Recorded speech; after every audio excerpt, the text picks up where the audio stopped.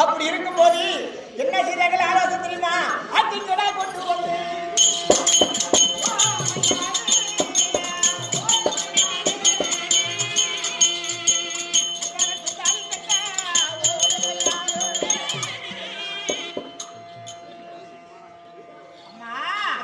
அப்படி ஆட்டுக்கடை கொண்டு வந்து உனக்கு தாலி கட்ட ஆட்டுக்கடை தலையானது 16 ரூபாய் எடுத்துட்டு ஆட்டுக்கடா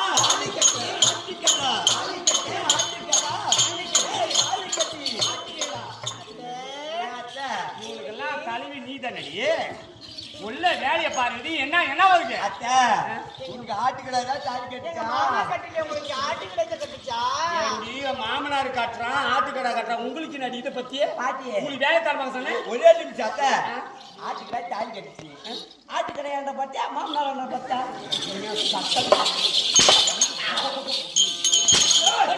சட்டம்